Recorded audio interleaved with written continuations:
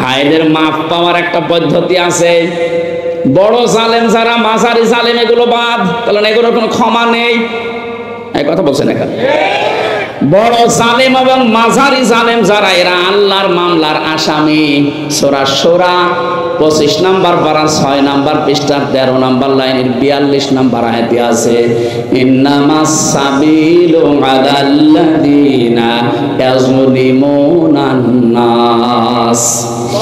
অবশ্যই আমি আল্লাহ নিজে মামলা দেব তাদের বিরুদ্ধে যারা মানুষ হয়ে মানুষের উপরে জুলুম করেছে এবং করবে।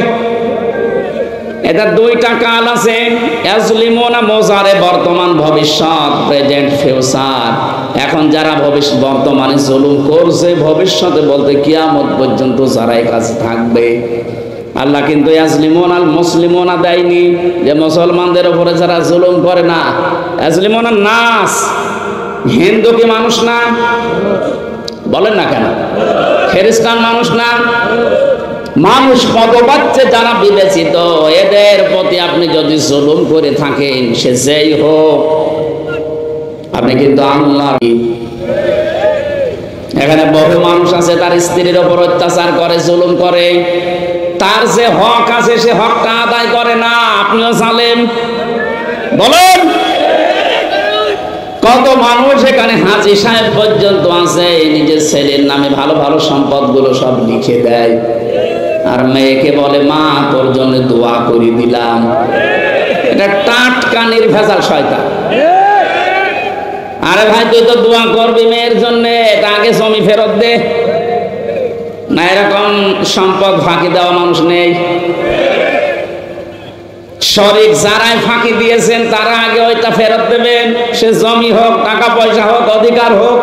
যদি ওটা ফেরত না দিয়ে কিয়ামত পর্যন্ত শুধু আস্তাগফিরুল্লাহ আস্তাগফিরুল্লাহ পড়েন, ওটা আপনার মাথার উপরে উঠবে না। কারণ আপনি তো আর আল্লাহর হক নষ্ট করেননি, হক নষ্ট করেছেন আপনার মেয়ের। কথা বলেন ঠিক কিনা? আশা করছি আমি ইঙ্গিত দিলাম, বুঝে ফেলেছেন। এখন বড়টা আর মাঝারিটা তো বাদ গেল, ছোটখাটো জালেম যারা, বুঝে হোক না বুঝে হোক, হয়তো সাপোর্ট দিয়েছে, একটু সাথে ছিল, এরকম জালেম দেশে নেই। এই মানুষগুলোকে আমি বাঁচাতে চাই। বড়টার মাঝারিটা ওদের দুনিয়াও শেষ, আখিরাতও শেষ। আল্লাহু লা ইয়াহদিল কওমাজ জালিমিন। ইহদি এটা মোজারে, বর্তমান ভবিষ্যৎ, প্রেজেন্ট ফিউচার। আল্লাহ বলেন জালেমদেরকে আমি হেদায়েত দিচ্ছি না, দেব না। সুতরাং ওদের কপাল পোড়া, ওদের শেষ সব। কিন্তু যে মানুষগুলো ছোটখাটো বুঝে না বুঝে হয়তো সাপোর্ট করতো, একটু সাথে ছিল, বিভিন্ন কারণে এদের মাপ পাওয়ার একটা পদ্ধতি আছে। এটা আমাদের জানা দরকার। অনেকেই কল দিয়ে বলছে হুজুর কি করবো, একটা বাধ্য হয়ে করেছিলাম, এখন কি করা যায় বলেন। হ্যাঁ, আপনাদেরকে বলছে, এটা রেকর্ড হচ্ছে, কালকে সারা দুনিয়ায় যাবে। আমরা হাদিস থেকে এই তথ্যটা পেয়েছি। বিশ্ব নবীর কাছে একজন মহিলা যুবতী এসে বলে, হে রাসূল, আমি জিনা করে ফেলেছি, দয়া করে আপনি আমাকে মুক্ত করেন, এ পাপ থেকে আমি পরিত্রাণ চাই। নবীজি বললেন, এই কথা কাউকে বলবা না, বাড়ি চলে যাও। মহিলা আবার সামনে গিয়ে বলে, হে রাসূল, আমি জিনা করেছি, যৌবনের তাড়নায় পড়ে করে ফেলেছি, দয়া করে আপনি আমাকে পাপ থেকে মুক্ত করেন। বিশ্বনবী বললেন, ঠিক আছে, বাড়ি চলে যাও, কাউকে বলবা না। তৃতীয়বার আবার এসে বলে, হে নবী, দয়া করে আমাকে শাস্তি দেন, আমাকে মুক্ত করেন। কারণ দুনিয়াতে কোনো অপরাধ করার পরে যদি ওটার শাস্তি না হয়, কিয়ামতের দিন ওই পাপের শাস্তি আল্লাহ ডবল করে দেবে। তিনটা পাপের শাস্তি ডবল করে দেওয়া হয়। সূরা ফুরকানের ভেতরে আছে, ওয়াল্লাযীনা লা ইয়াদউনা মা'আল্লাহি ইলাহান আখার ওয়া লা ইয়াকতুলুনান নাফসাল্লাতী হারামাল্লাহু ইল্লা বিল হক ওয়া লা ইয়াজনুন ইলা আখির আয়াত। আল্লাহ পাক বলেন, যারা আল্লাহকে ডাকে কিন্তু সাথে অন্য কাউকে যোগ করে, ওয়াল্লাযীনা লা ইয়াদউনা মা'আল্লাহ, আল্লাহর সাথে অন্য কাউকে যারা যোগ করে ডাকে। আর এটা বাংলাদেশ, ভারত আর পাকিস্তানে বেশি। বিশ্বের বহু দেশ আমি এই ছোট বয়সে ঘোরাফেরা করে দেখেছি। পৃথিবীর কোন দেশে অমুসলিম ভরা 100 জনের 95 জন অমুসলিম আছে। এই যে সিঙ্গাপুরে, সেখানেও এই গোনাটা নেই।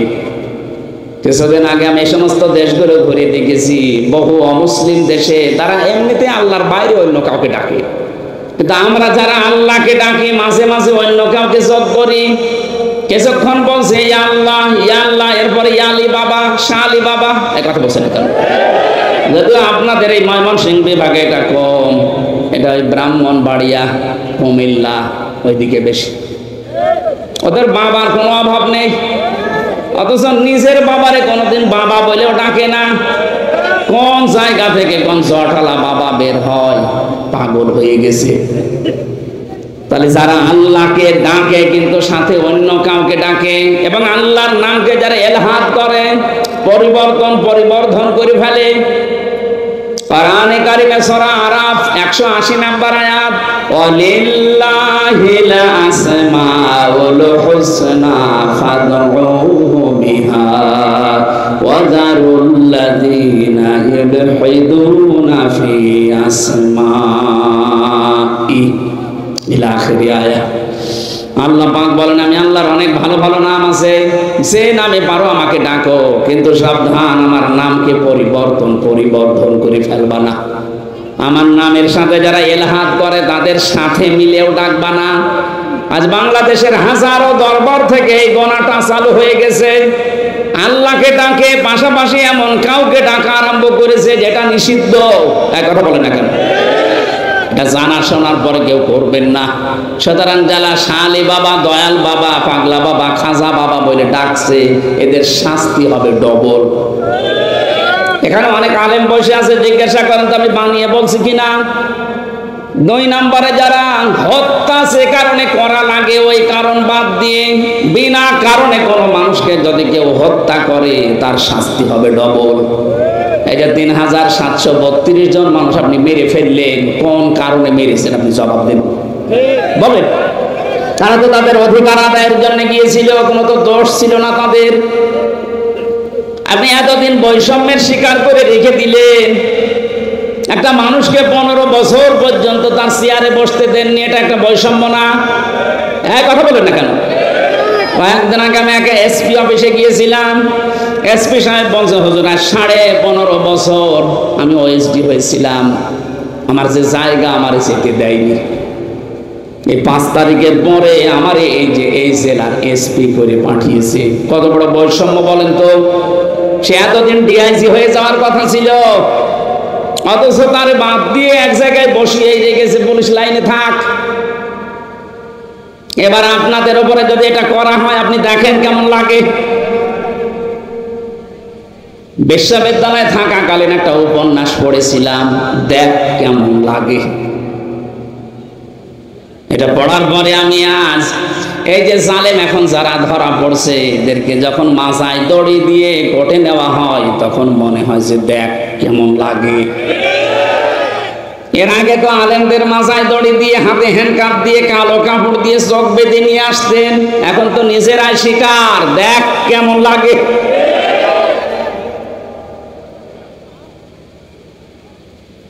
যেটা বলতে চাই,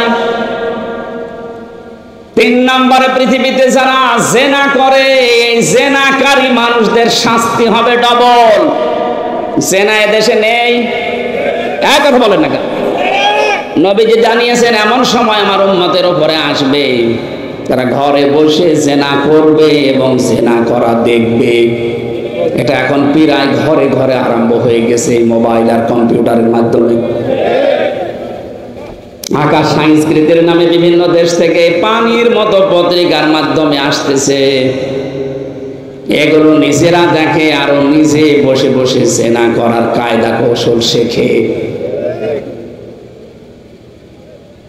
মোবাইলে যেটা আছে ওইটা নিজে দেখলে আনন্দ পান, ভালো লাগে, কিন্তু অন্য কেউ দেখলে আপনার কষ্ট হবে, আপনার অপমান মনে হবে, আপনার কাছে খারাপ লাগবে। এরকম দৃশ্য যদি কারো মোবাইলে থাকে, এই মুহূর্তে ওটা ডিলিট করা লাগবে। আমি কথা বোঝাতে পারিনি। যেটা নিজে দেখলে ভালো লাগে, অন্য কেউ দেখলে আপনি ওই কষ্ট পাবেন, অন্য কেউ দেখলে আপনি শরম পাবেন, লজ্জা পাবেন, এটা কবিরা গুনাহ। এরকম কোন দৃশ্য যদি মোবাইলে থাকে, নভেল হোক, নাটক হোক, সিনেমা হোক, আগে এই মুহূর্তে ডিলিট করে ফেলেন। কারা কারা এই কাজ করবেন এখনই হাত তোলেন তো।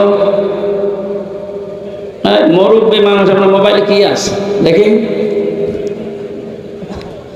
আপনার এক পা কবরে, আপনি কি রেখেছেন মোবাইলে এমন যে অন্য কেউ দেখলে আপনি লজ্জা পান?